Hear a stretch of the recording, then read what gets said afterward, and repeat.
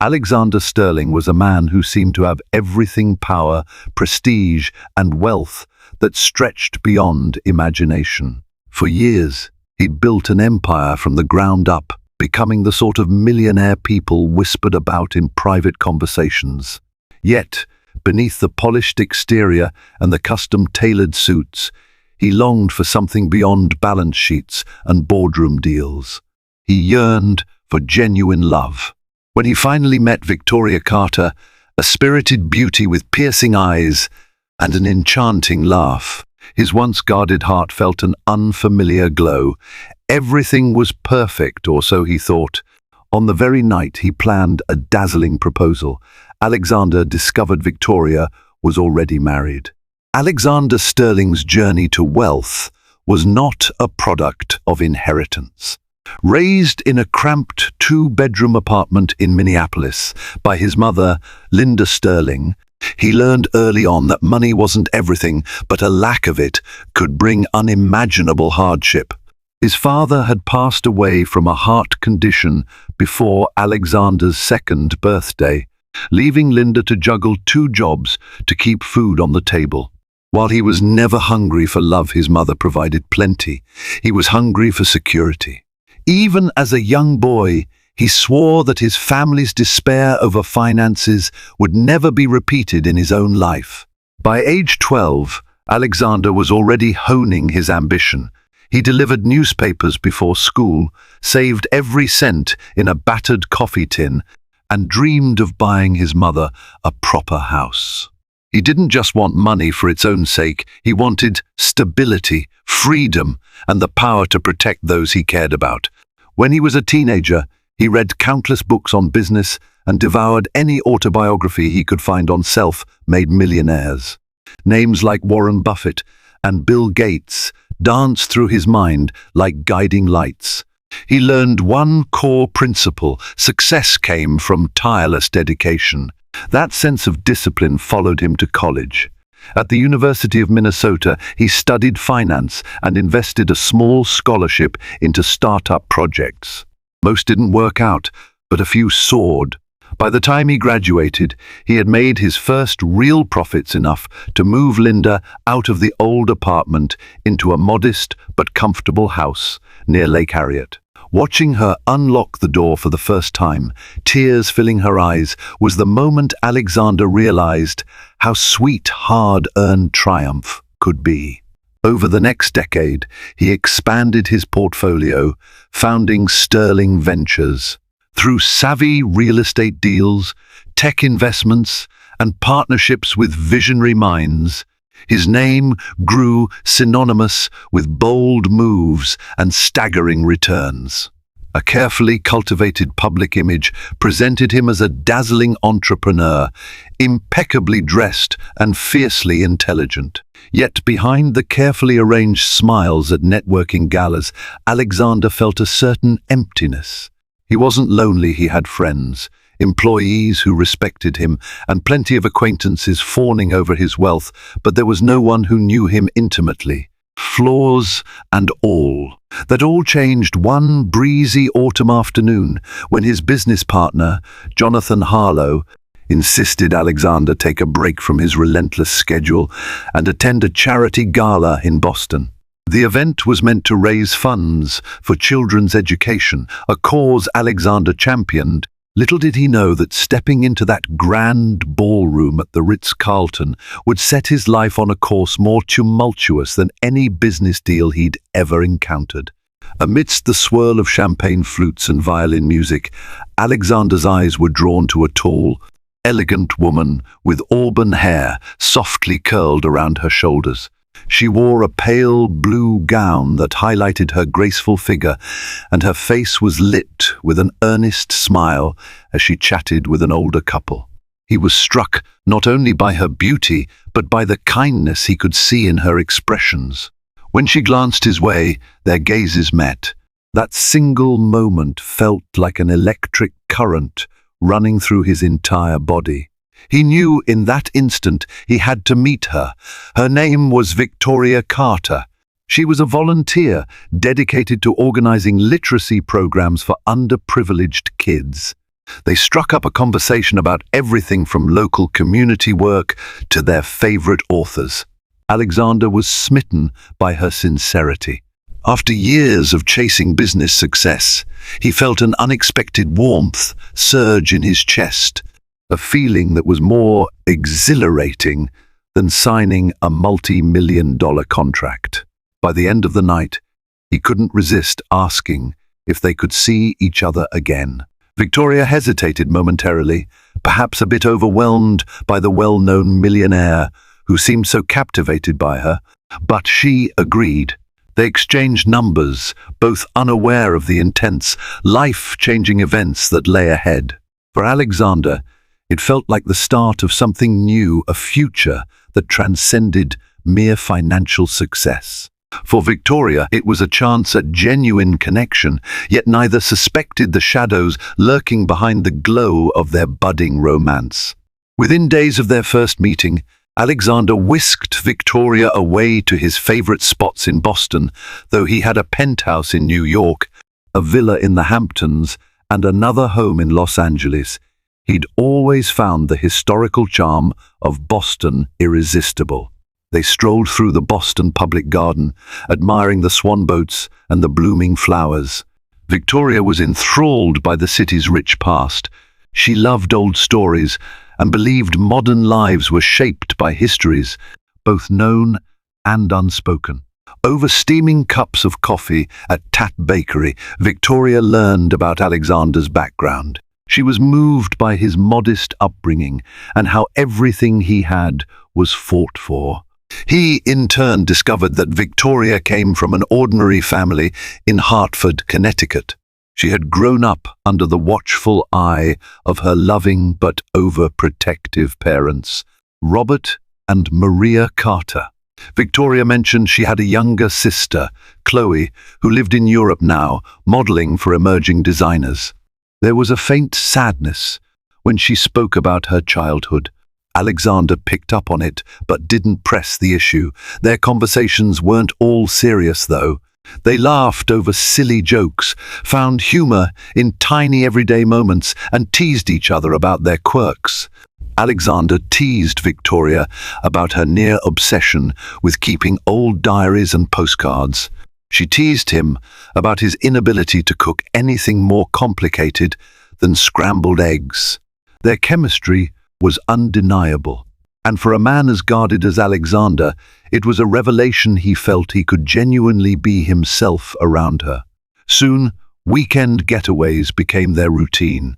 By his standards, these trips were modest, like visiting small towns in New England or taking a train ride along scenic routes. Victoria was the first person who showed him that he didn't need constant luxury to feel content. Sitting side by side on a train, passing through rolling hills and quiet lakes, with her head resting on his shoulder, he realized that happiness wasn't found in a lavish penthouse or private jet, but in the company of someone who truly cared about him. In these brief moments of bliss, however, Alexander sometimes noticed a flicker of unease in Victoria's eyes. Once, during a boat ride on Lake Winnipesaukee, her phone rang. She glanced at the caller's name and immediately silenced it. Her expression dimmed for a heartbeat before she turned to him with that same radiant smile. He couldn't place why, but a small pang of worry lodged itself in his chest. Perhaps it was jealousy, or maybe it was the first sign that something in Victoria's life wasn't as straightforward as she made it seem. Over dinner one evening at the Union Oyster House, Alexander teased her about her phone habits. She responded with a light-hearted laugh, saying she'd been receiving spam calls. He felt her dismissive tone didn't match the tension he'd seen in her eyes, but he let it go. Love was still new and exciting, and he wanted to trust her wholeheartedly. He told himself everyone has secrets, and not all secrets were sinister.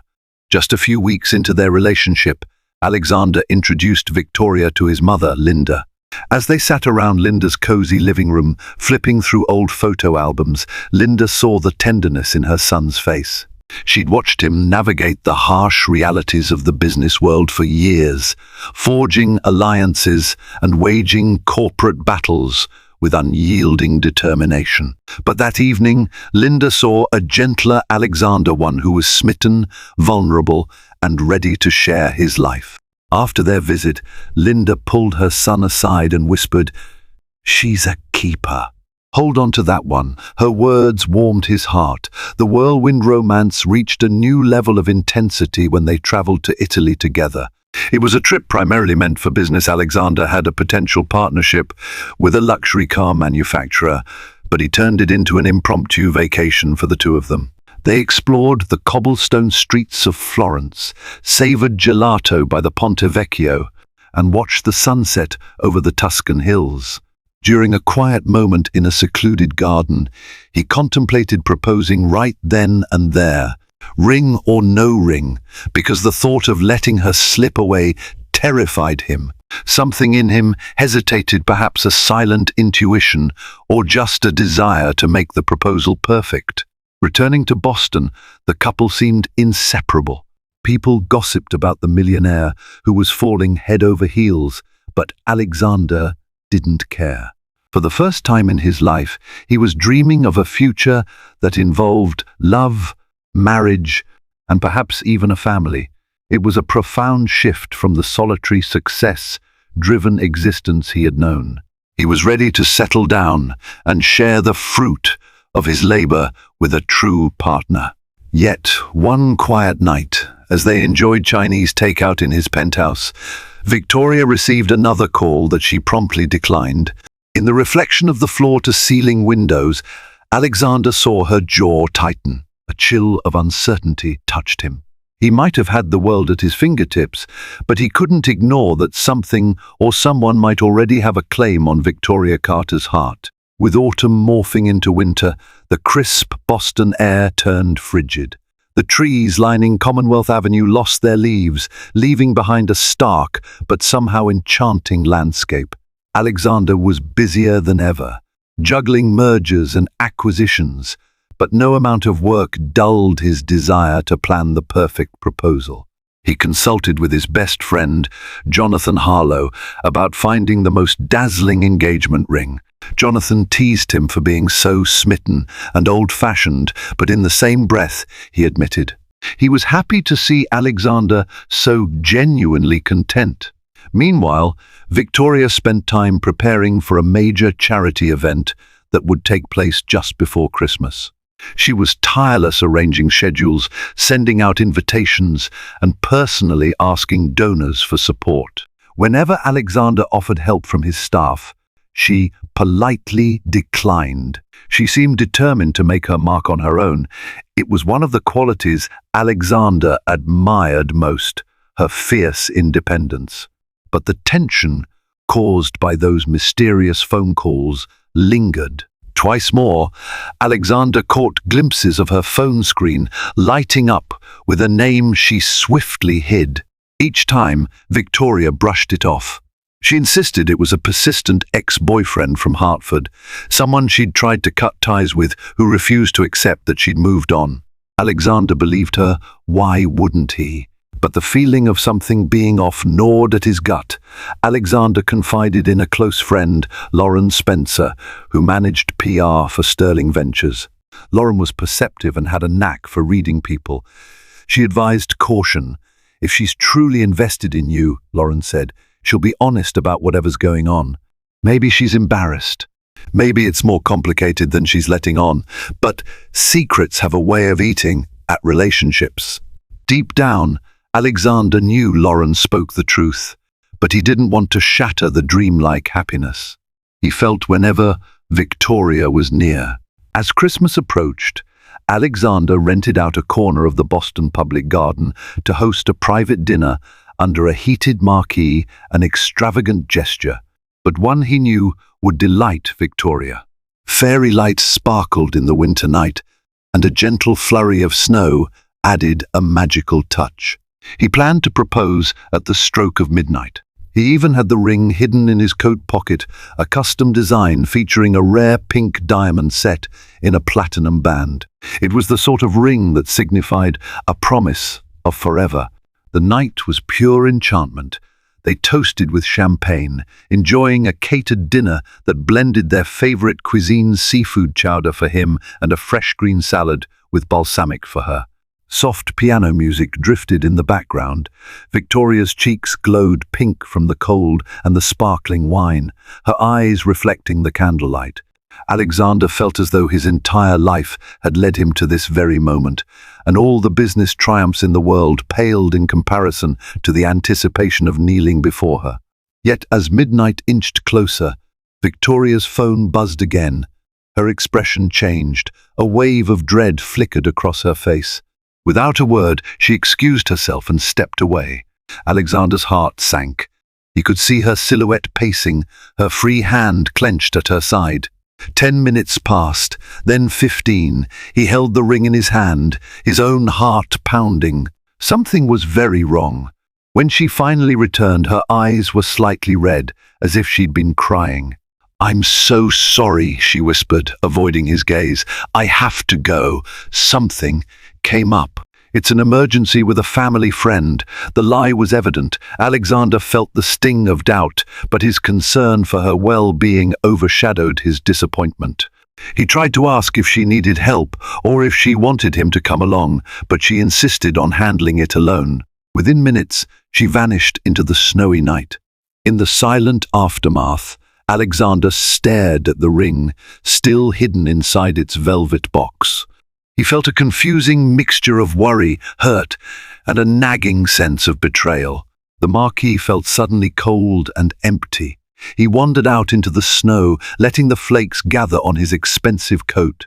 All the success, all the power, none of it mattered in that moment. He realized that something was fundamentally amiss, and if he didn't confront it soon, it could tear them apart. He stayed there until the staff began packing up. Jonathan called, concerned. "Hey, buddy, how did it go?" Alexander was at a loss. "She left," he said quietly. Jonathan, sensing his friend's heartbreak, said gently, "Come on, let's talk." This might not be what you think. But for Alexander, doubt had already begun twisting inside him. He'd never felt so powerless. The question lingered, who was Victoria Carter, truly? And who was calling her at the most pivotal moments of their relationship? The day after Christmas, Alexander tried to reach Victoria, but her phone went straight to voicemail. He left concerned messages and texts. Days passed with no response. Worry turned to frustration, then swung back to worry again. He was about to hire a private investigator, but decided it might be an overreaction. Perhaps she genuinely needed space or was dealing with some personal crisis. He told himself that trust was paramount, that she'd come back to him when she was ready. True to his assumption, she finally returned his call on New Year's Eve. She sounded exhausted, as if she hadn't slept in days. She apologized profusely for her disappearance, blaming a medical emergency involving a close family friend. She insisted she hadn't meant to shut him out, but felt overwhelmed. Alexander wanted to ask for details, but he also wanted to respect her privacy. Instead, he offered comfort and an open heart. They agreed to meet for lunch the following day at the Mandarin Oriental's bistro. The reunion was tentative. Victoria appeared thinner, and her usual spark was dimmed by sorrow. Alexander yearned to take her in his arms and reassure her that whatever happened, they could work through it together. Yet the undercurrent of secrecy still hovered. During their meal, a staff member at the bistro, recognizing Alexander, came to greet them. Victoria tensed, managing a polite smile. If that worker had recognized her for some reason, she gave no indication, but she seemed uneasy the rest of the lunch. Gathering all his courage, Alexander finally confronted her in a gentle but firm tone. "Victoria, I love you. I've planned my future around you, but I feel like there's something you're not telling me. I need to know, am I alone in that plan? Her eyes welled with tears. She wiped them hurriedly, took his hand and said, "You're not alone, I promise. But some parts of my life are complicated. I'm trying to fix it. Please, just give me time." Moved by her distress, Alexander conceded. He'd built a career on trusting his intuition, and his intuition still insisted that Victoria wasn't a manipulative liar, but a woman genuinely torn by conflicting obligations. While a part of him screamed for clarity, another part urged compassion. He decided to wait, to show her the understanding he never received from others when he was forging his path in life. January brought fresh challenges at Sterling Ventures. A crucial deal with a Chinese tech conglomerate required Alexander's unwavering focus, but his mind constantly drifted to Victoria. They kept in touch through texts and occasional calls, yet he sensed her distance. She declined several invitations to social events, giving vague excuses about being busy at work or traveling to visit her parents in Hartford.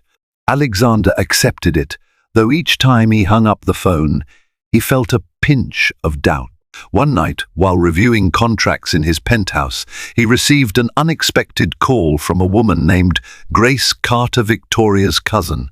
She told him she'd found his number among Victoria's papers. Her voice was trembling, as if grappling with a moral dilemma. "I need to talk to you about Victoria," Grace said. "I don't want to cause trouble, but I think you have the right to know some things." She requested they meet in person, insisting it was urgent. Surprised and apprehensive, Alexander agreed to meet at a quiet cafe near Beacon Hill the following day. He recognized Grace from a photograph Victoria once showed him, so he was sure it was truly her. Grace looked nervous, constantly checking over her shoulder as if expecting someone to leap out from behind a potted plant. She refused any drinks, simply launching into a halting explanation. "Victoria, she's married already. She's not just someone's fiancée. She's got a husband named Lucas Farnham. They got married 2 years ago." The words smashed into Alexander like a wrecking ball. He felt the blood draining from his face, his heart pounding in his ears. The room seemed to tilt, everything else fading into background noise. He managed to stammer out, "That can't be." She never mentioned anyone, but Grace had proof. She produced a copy of a marriage certificate. Sure enough, it bore Victoria Carter's name and the signature of Lucas Farnham. As if that weren't enough, Grace added more details. The marriage was complicated. Lucas is a family friend. There was some financial deal behind it. I don't know all the specifics, but her parents pushed her into it because they owed Lucas's father money.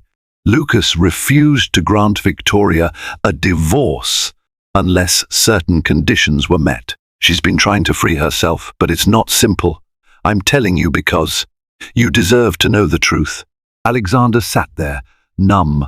Everything he believed about love, trust, and their future together was thrown into chaos.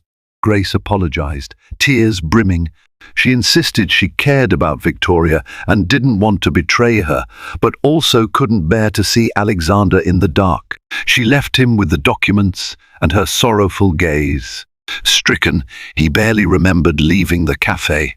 The crisp winter air outside felt suffocating, and for the first time in years, Alexander Sterling, the man who had faced down corporate sharks, felt completely and utterly helpless. He returned to his penthouse, slumped onto the leather couch, and simply stared at the marriage certificate. The official seal shimmered under the light, mocking him. How could she hide something like this? His entire relationship with Victoria felt like a lie. Then again, if Grace was telling the truth, it wasn't so simple. Victoria might have been trapped in some arrangement, desperate for a way out. Alexander's mind raced. He remembered the suspicious phone calls, the times she vanished abruptly. It all began to make terrible sense. Lucas Farnham was the man on the other end of that line, or someone connected to him. The once inexplicable puzzle pieces slid into place. Her secrecy, her fear, her repeated requests for time. Anger, betrayal, and heartbreak warred in his chest. He called Victoria. No answer. Texted her. No response. Hours passed with no communication. By morning, the anger had solidified into a drive for answers.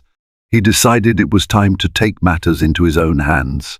If she wouldn't tell him the truth, he would find it himself. He placed a call to an investigator he'd used before for sensitive corporate matters, a discreet professional named Richard Mills. "I need details on Lucas Farnham," he stated. "I need them fast." Within a week, the investigator uncovered alarming facts.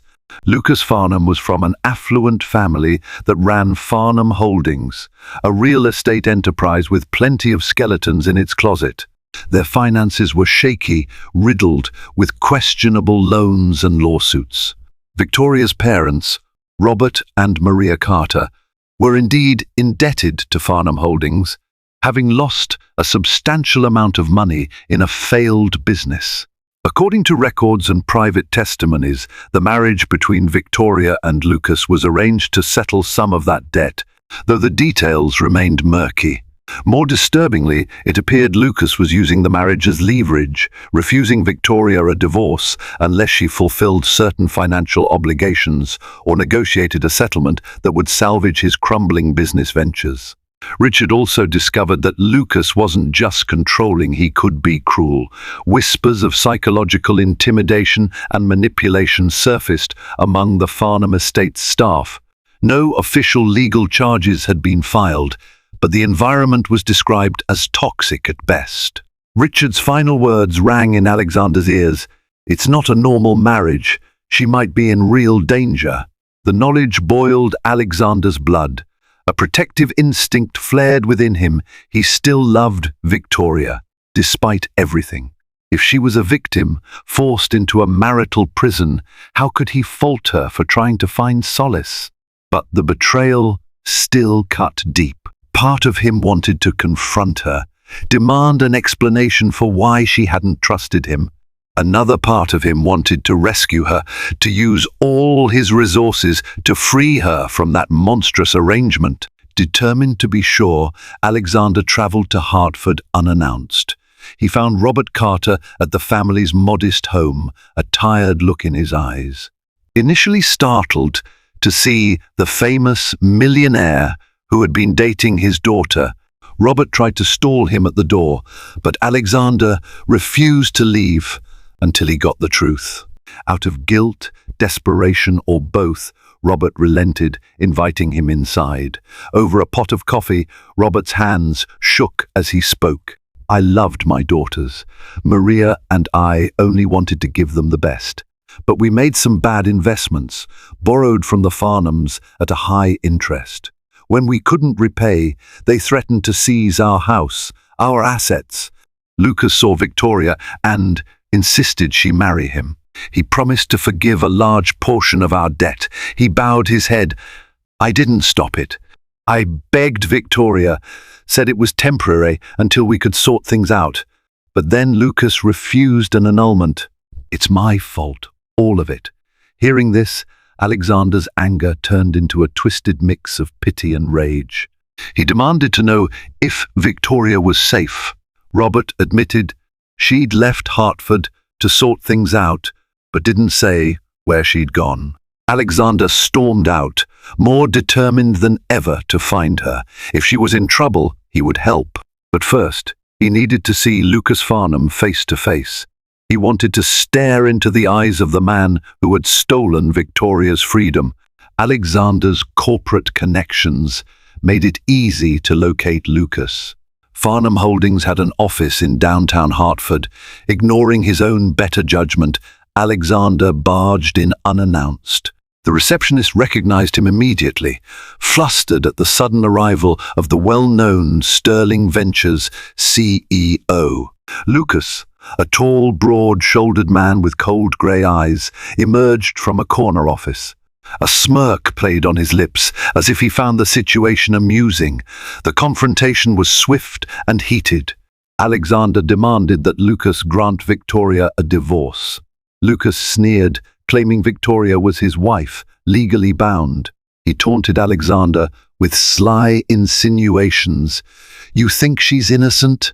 She never told you the truth, did she?" Alexander lunged forward, fists clenched, but security guards intervened.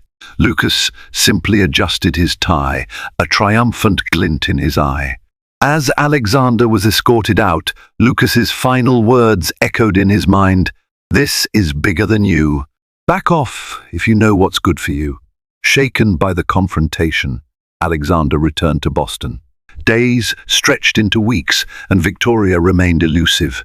She cancelled or dodged phone calls, responding only with short, apologetic texts. Alexander's heartbreak deepened with every unanswered question, yet he refused to give up on her. He refused to believe their love was a sham, not after all they had shared. News of the fiasco began to trickle into the tabloids. Rumors of Alexander Sterling's mystery girlfriend being already married ignited social media gossip. Paparazzi harassed him outside his penthouse and trailed him to business meetings.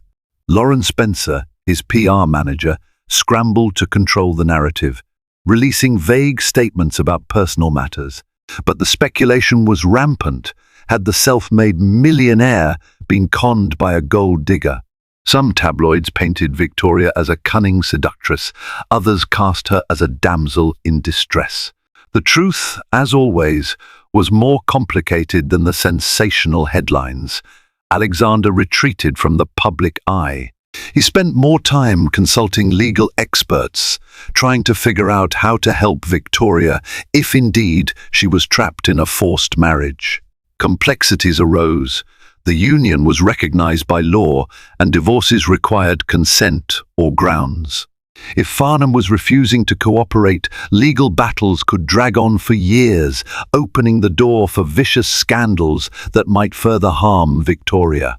In the middle of these chaotic weeks, a slender envelope arrived at Alexander's office. Inside was a handwritten note and a small memory card. The note was from Victoria. She apologized for her silence and explained that she couldn't risk calling him. Lucas was monitoring her communications. She wrote, "I've loved you since the day I saw you at the gala, but my life isn't my own. I'm trying to break free from Lucas's control.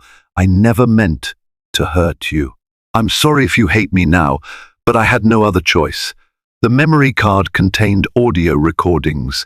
When Alexander played them, he heard Lucas's voice threatening Victoria. In one clip, Lucas hissed, "Don't forget who owns you. If you dare try to divorce me, your parents will lose everything.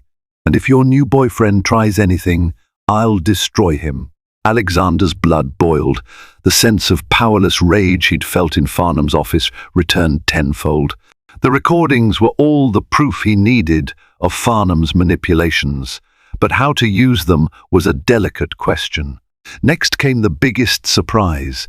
Victoria finally called him from an unknown number. Alexander's heart leapt at the sound of her voice, though it trembled with fear. She was in a motel somewhere outside Hartford, hiding from Lucas. "I can't live like this anymore," she confessed, her voice cracking. "I'm so sorry I lied, but if I'd told you the truth, you might have become Lucas's target sooner. I wanted to protect you." Alexander's anger and hurt melted into concern. He pressed her to tell him where she was. He arranged for her to come to Boston, quietly setting her up in a safe location under the watchful eye of a private security team he trusted. When they finally saw each other again, face to face, in a modest apartment near the harbor, neither of them spoke at first. Victoria's eyes brimmed with tears, and Alexander could see the depth of her sorrow and guilt. Without hesitation, he pulled her into his arms, letting her sob against his chest. He wanted to ask 1,000 questions, but for that moment, he just held her. That night, she told him everything. She recounted how her parents were threatened by Farnham Holdings, how Lucas had cornered her into marriage under the pretense that it would be quick and painless, only to hold her captive with manipulative tactics. She'd tried multiple lawyers, but Farnham's legal intimidation shut them down. Whenever she tried to run, Lucas threatened her family's safety. Meeting Alexander had been an unexpected spark of hope, but she feared telling him the truth would ruin him too. "You're powerful," she said, "but you don't know how far Lucas's influence spreads." Alexander listened, heartbreak etched across his face. He assured her that no matter how powerful Lucas thought he was, he wouldn't stand a chance against a man determined to protect the one he loved. "We'll fight this," he vowed, stroking her hair. "I'll use every resource I have. I'm not letting you face this alone." A glimmer of relief touched Victoria's features. But she also warned him of the risks. "Lucas is willing to do anything to keep his power. If you provoke him, he may come after you and your mother." Alexander stiffened at that. He'd moved Linda to a secure property in Minneapolis months ago, but Farnham's money and reach worried him. Nevertheless, he couldn't abandon Victoria. For the first time in his life, Alexander Sterling found a cause worth risking everything for, the woman he loved. Bringing in his most trusted legal advisors, Alexander laid out the entire scenario. They prepared a strategy, gather irrefutable evidence of Lucas's blackmail and psychological abuse, petition the court for a protective order, and pressure Farnham Holdings through legitimate business channels. If Farnham's empire began to crack financially, Lucas might be forced to grant a divorce to salvage what remained of his interests. It was a risky plan, hinged on Alexander's ability to outmaneuver Farnham in both the courtroom and boardroom. Meanwhile, Victoria stayed in the safe apartment, shielded by discreet security. They avoided public appearances to keep the tabloids from sniffing out her location. The media continued to swirl with gossip. Some claimed Victoria had fled the country. Others reported she was hiding in an underground part of the city. Only a handful of Alexander's inner circle knew the truth. Under Jonathan Harlow's guidance, Sterling Ventures began quietly buying up Farnham Holdings' debt from third-party lenders. A shell corporation was used for confidentiality. The goal was to gain leverage over Lucas. If Alexander could control the lion's share of Farnham's outstanding loans, Lucas would be vulnerable. Simultaneously, Alexander's legal team collaborated with a top domestic abuse attorney to compile a case against Lucas. They worked tirelessly, organizing the audio recordings and seeking statements from individuals who had witnessed Lucas's threats. The tension took a toll on both Alexander and Victoria. Even with the best security, the constant fear weighed on them. Nightmares haunted Victoria, and Alexander woke many times to find her trembling beside him. He held her, whispering reassurances, but inside he fumed that any human being could inflict such torment on another. Their love had been overshadowed by a grim reality, yet they clung to the hope that their ordeal would someday end. In a daring move, Victoria agreed to record a comprehensive statement detailing the coercive circumstances of her marriage. She was terrified exposing herself this way meant, if Lucas learned of it, he could retaliate swiftly. But Alexander's lawyers believed a well-documented testimony would be pivotal in court. So, in a sealed deposition, Victoria laid it all bare: the intimidation, the financial traps, the heartbreak of living a double life while her heart yearned for freedom. As all these preparations continued, an uneasy calm settled. It felt like the hush before a storm.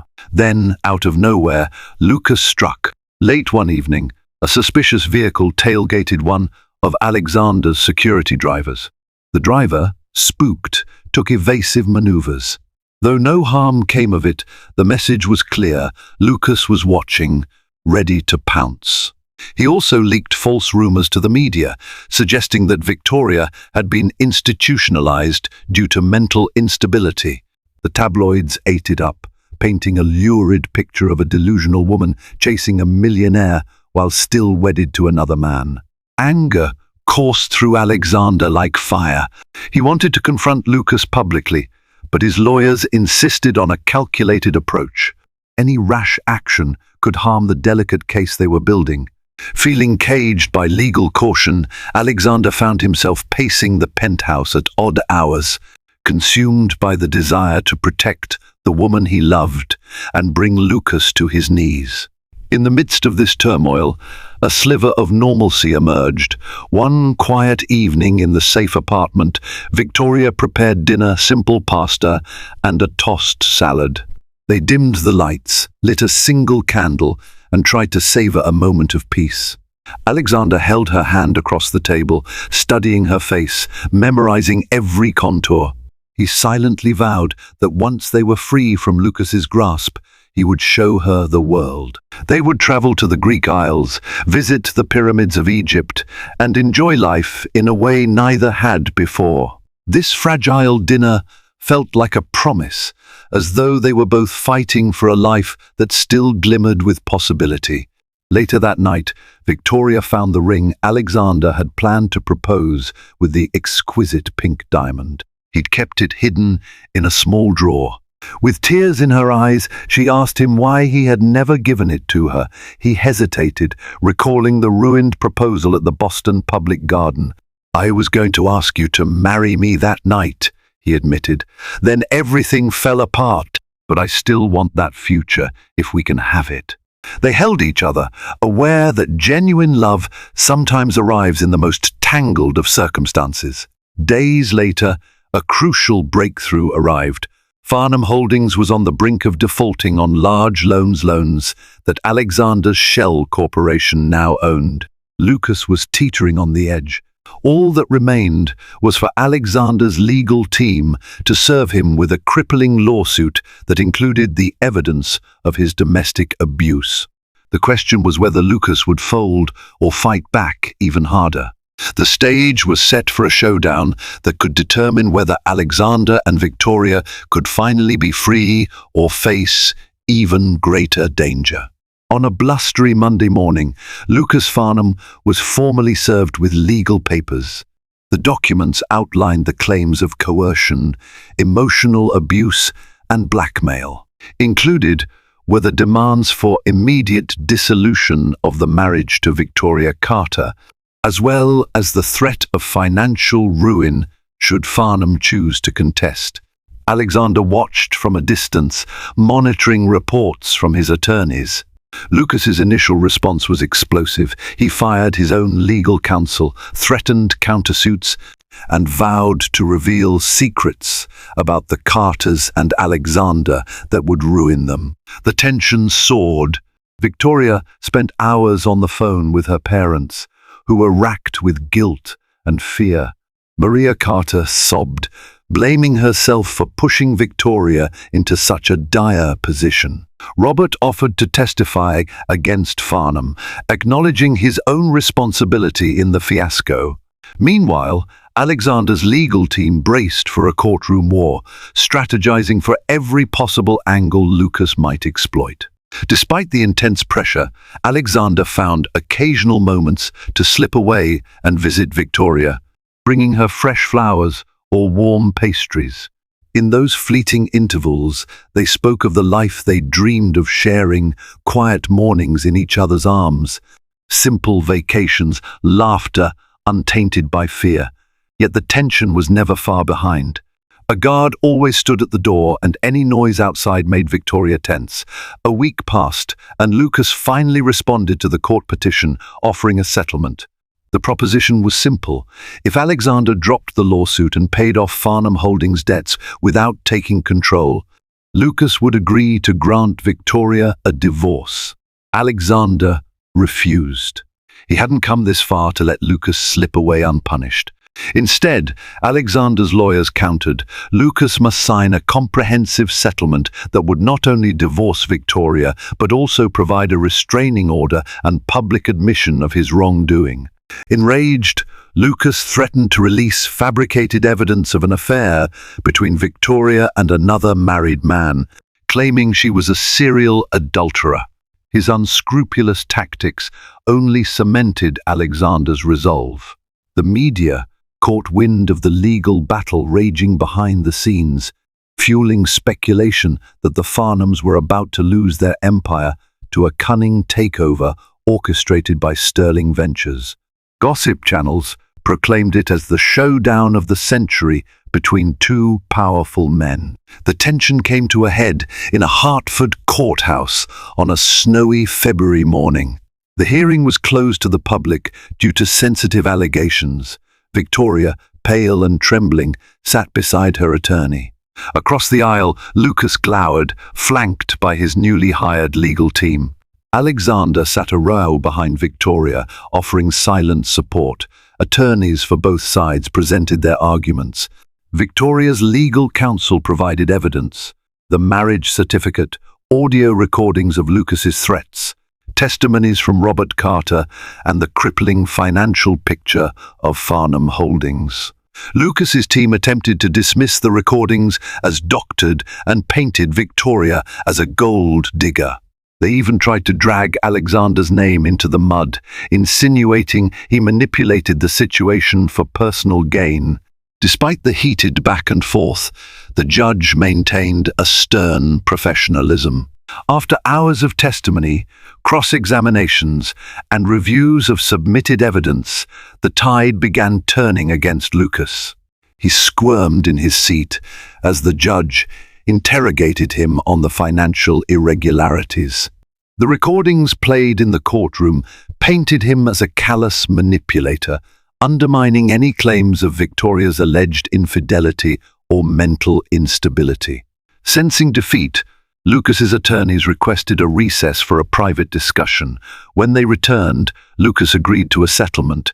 The terms: an immediate divorce, relinquishing any claim to alimony or marital assets. In return, Alexander's Shell Corporation would assume a large portion of Farnham Holdings' debt, effectively acquiring control of the company's resources. Additionally, Lucas was ordered to stay away from Victoria permanently, enforced by a protective order. The judge accepted the settlement, finalizing the divorce decree then and there. The moment the gavel dropped, Victoria broke down in tears, a mixture of relief and lingering fear. Lucas shot her a venomous look before storming out. Alexander wrapped his arm around her, feeling a surge of triumph and protectiveness. But more than that, he felt relief for both of them. The immediate threat was over. They had won, albeit at great emotional cost. In the days following the courtroom victory, Victoria had trouble adjusting. She no longer had to glance over her shoulder or live in fear that Lucas might appear at any moment. The divorce papers were signed, the settlement was finalized, and Farnham Holdings was restructured under new leadership appointed by Alexander's team. Lucas disappeared from the public eye, rumored to be somewhere in Europe, nursing his anger and plotting revenge.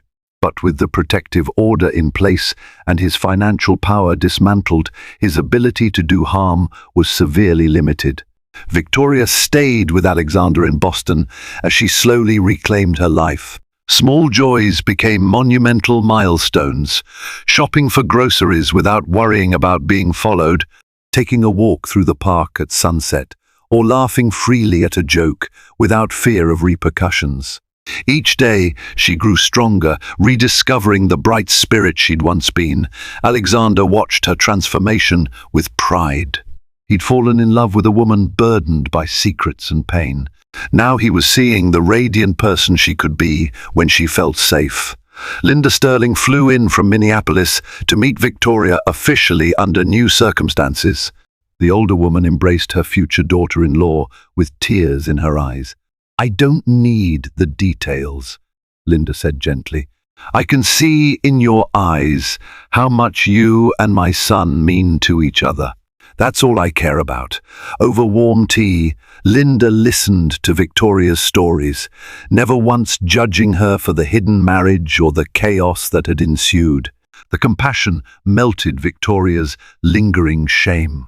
The tabloids eventually moved on to another scandal, but not before spinning the story into a modern fairy tale. Millionaire prince rescues damsel from cruel tycoon.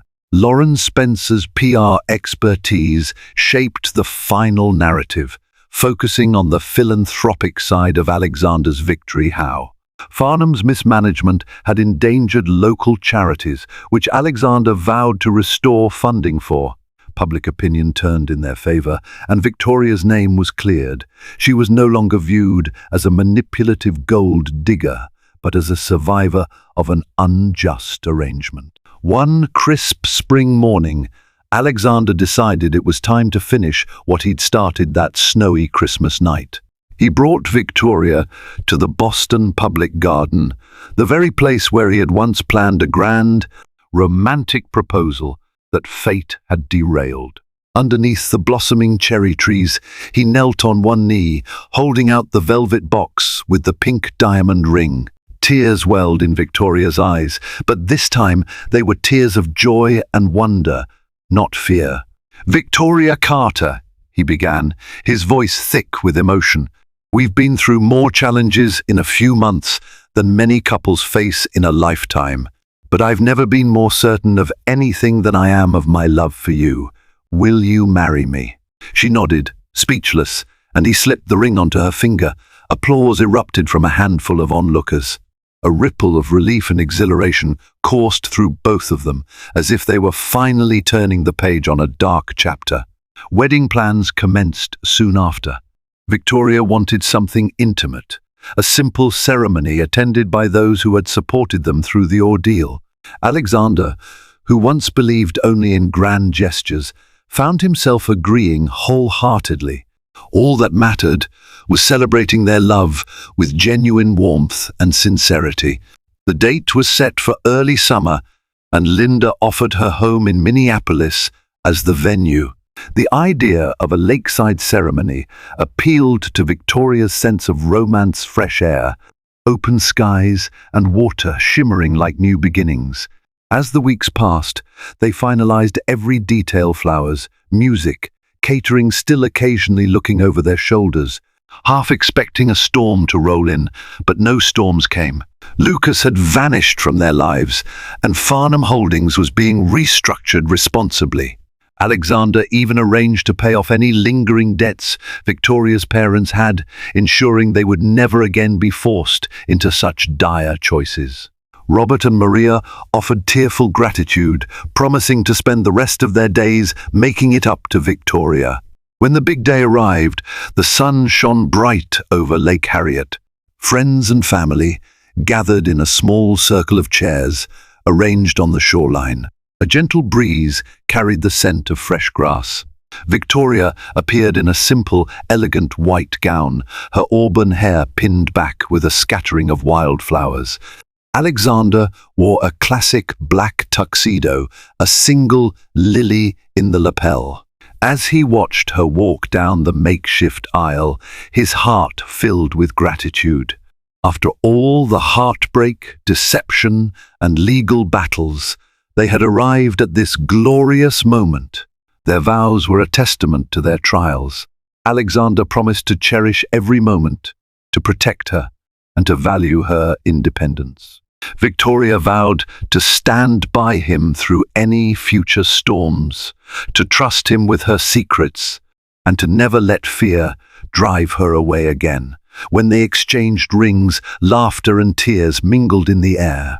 The applause felt like a blessing, an exclamation point on their tumultuous journey from secrecy and heartbreak to a hard-won happily ever after. In the end, Alexander Sterling and Victoria Carter proved that love can triumph over even the darkest secrets. Their journey took them through heartbreak, betrayal, and dangers they never anticipated, but it also revealed a bond that grew unbreakable against all odds. By daring to stand up to Lucas Farnham, they dismantled a toxic arrangement and set Victoria free, forging a future founded on honesty and unwavering commitment. Love, trust, and a willingness to fight for what truly matters carried them from the brink of despair to the threshold of a new life. If you found their story inspiring or moving, remember to like this video, share it with friends who love real-life drama turned triumphant, and subscribe to this channel for more captivating tales. Your support helps us continue bringing you stories of resilience, courage, and the power of genuine love. Join us for the next unfolding drama coming soon.